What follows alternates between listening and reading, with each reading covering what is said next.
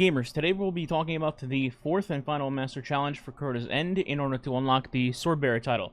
The challenge for this week, and this is October 10th to the 17th, just to clear it up, is the All-for-One challenge, which is the Crota boss encounter itself. The challenge requirement for this is pretty straightforward. You must down Crota and his shield in one attempt. So you need to take his shield down from 100 to 0 in one attempt, otherwise it's a challenge fail. Now the concept for this itself isn't particularly hard, it just means that you need to have multiple sword bearers ready to slam Crota at the same time. Quick note about this, technically speaking, 2 sword bearers can down Crota in one go. However, the damage with 2 swords seems to just be inconsistent even since day 1, with both people landing all their attacks, but the damage is not being there properly. So for the sake of safety and 100% certainty, I would be recommending that people actually get 3 Enlightened Swordbearer swords for Crota's shield. This means that you'll be cycling the challenge for 4 times in total per phase, 3 Enlightened, and then 1 for the Oversoul Stun. Before that, let's talk about the encounter itself. Not much changes from normal to Master, aside from being negative 20 power. You will also have to deal with unstoppable ogres here instead of regular ones every time you take down the 4 Boomer Knights in the towers to summon the Swordbearer. Because of this, you should have several teammates on a fusion rifle just to stun the unstops immediately as they come out. Now, as for Crota, I personally think that for most people, the real challenge will be actually just staying alive and doing proper damage to Crota without wasting a bunch of revives and dying before or even during the damage phases. Remember, this is Master, so you're at negative 20, so unless you're playing it with a cracked squad, you'll be doing a 2-phase or a 3-phase here. Because of this, I'll be going over a few strats here, some for the optimized damage, but more on the risky side, and then others that are less optimized for damage, but extremely safe from Crota and just dying overall. To quickly cover the challenge portion here, simply pass the chalice around and have the player with the Enlightened buff pick up the sword, and then just hold it until player 2 and player 3 get their swords respectively. Quick note here, the sword bearers that do get the sword should help out with dealing with the new Boomer Knights that spawn in the towers when they come out, so you can get the next sword spawn very quickly. Just remember that as long as you or someone else breaks the arc shield on the Boomer Knights, your heavy slam from your sword can permanently stagger them until they're dead. So just do this until you have 3 swords and an Oversoul Stunner ready to go, and then it's time for the damage phase setup. Before I talk about what classes to bring, we need to talk about the DPS strategies for this first.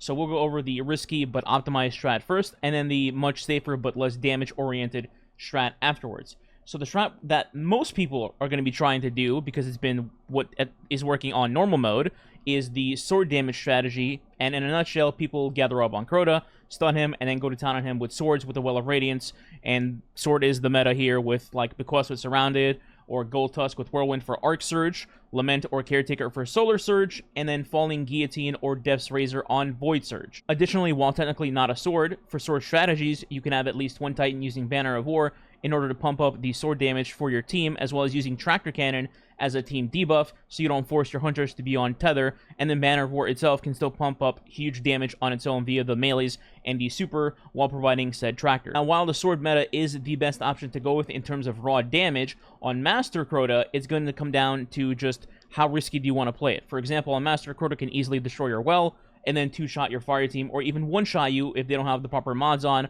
or maybe you got hit by something like a Hive Boomer across the map. And as I mentioned at the top of the video, the real challenge here for Crota will be putting up the damage while not taking too many risks and people dying. To combat this, we have a few options. First, bring a bunch of Well Warlocks, at least 2 of them, and then be ready to pop that second well in the event that Crota destroys the first, which happens all the time. Speaking of which, the first well, you should be landing it straight on Crota's head after he's down from the Swordbearer. This helps ensure that the well is technically airborne, and hopefully Crota can't destroy it anymore. Second, if you're using the sword strat, if you want to simplify things and not risk deaths, there's 2 major things that you can do to help with this. First, right before the damage phase, have everyone run to the back where the crystal room is, and once you do, Crota's AI will shift to just running straight at you. This allows you to get away from any Hive Boomers that may be up or may spawn in, and you'll be fighting Crota by himself. Second, bring in a Burning Maul Titan with you. Just standard Burning Maul, not Pyrogale. The reason for this is Burning Maul can keep Crota permanently staggered in one place for the entire duration of your super. This by itself helps survivability because, well, this idiot's just going to be stun locked the entire time. However, it is worth noting that this does not work for Crota in Final Stand, where he goes berserk. So at that point, you could put on Pyrogale instead and just get a nice chunk of damage out. The only real downside to this sword strategy is that you can't proc Surrounded on your swords while you're in the back, so you can choose to either go for a safer sword damage phase here, or you can try to line up Crota on one of the bridge ends so that there are enemies under you, and you can proc surround it for that additional 41% damage boost. And if your team is experienced and is up for it, try to do the surrounded sword strat. But if you're new to the game, or you're helping people, or you're just inexperienced and not confident yet, then just head to the back for more safety. It's worth noting that if it's Solar Surge, which it will be for the first week that this video is out, and you choose the sword as your form of DPS, just baby aggro Crota to the back like we mentioned, and do DPS from there with Lament. It's not the best, it's not Bequest crackhead damage, but it is Solar, and it's Solar Surge, and it gives you some healing, so it's just an easy choice to make. The only times you should be going for surrounded sword damage is on Arc or Void Surge with Bequest, Flash, Falling Guillotine, or Death's Razor, respectively. Okay, enough about sword spam, alright? Let's talk about something else. What are other options that we have at our disposal?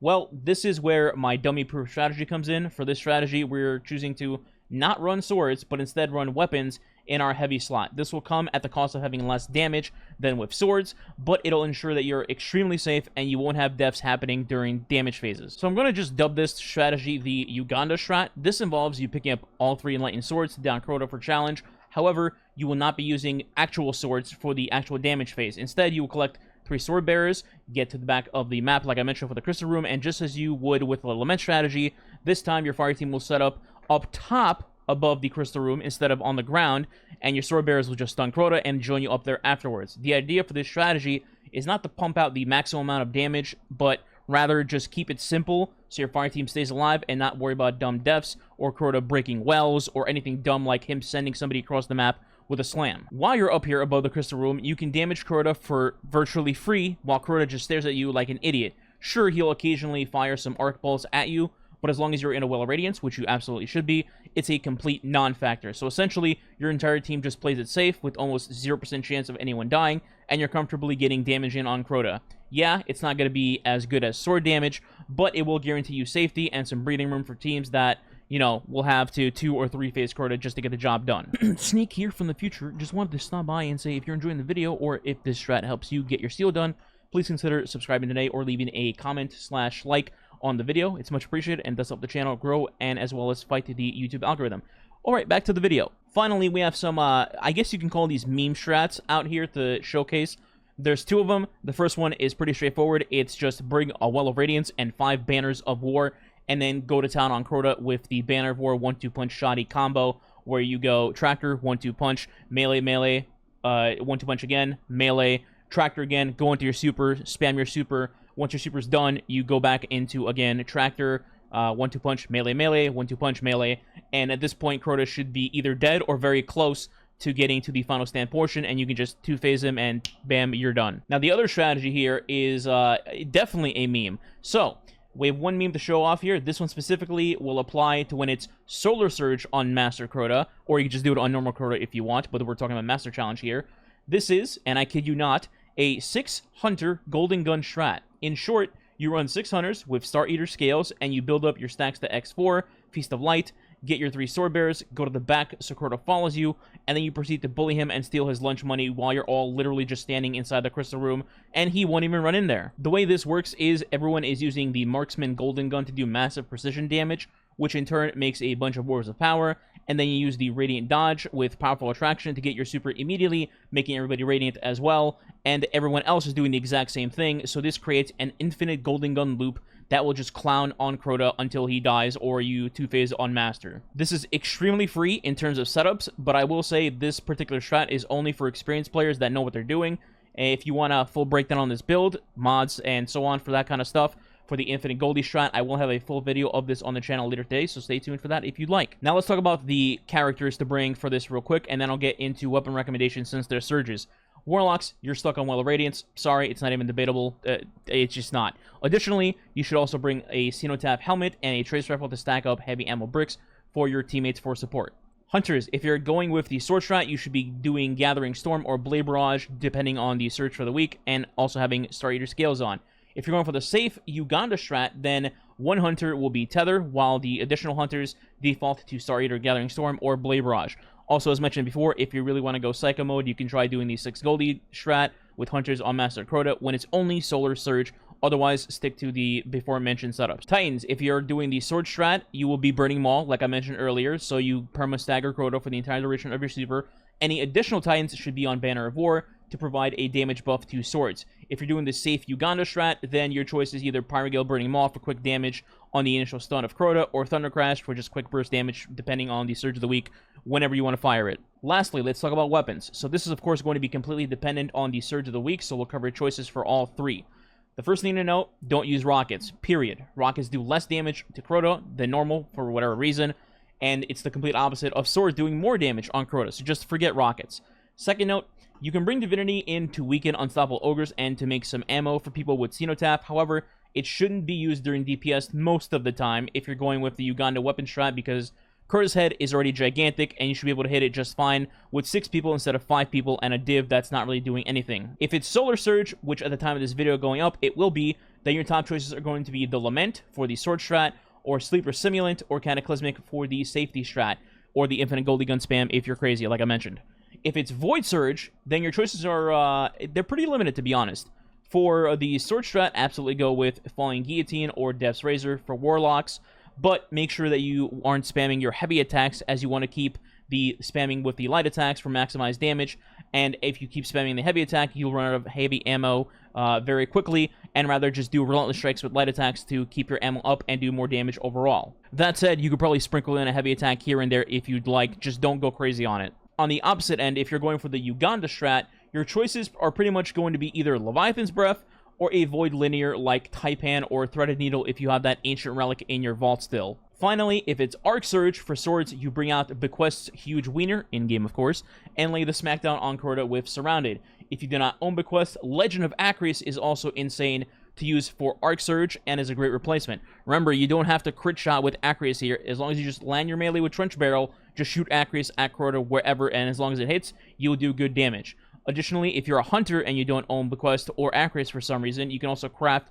the Gold Tusk Sword and just spam your light attacks with Whirlwind Blade. For the Uganda strat, arc weapons, you can opt to use Storm Chaser for good damage here.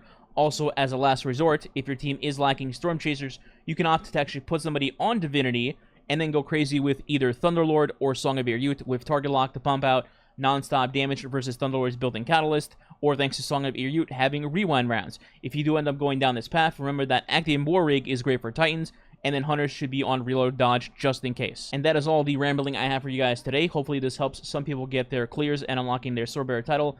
If you enjoyed this or did help you, a sub, a like, or a comment would be much appreciated. And if you can't think of a comment, reply with the word Bequest. Thanks for watching. I'll see you guys next time.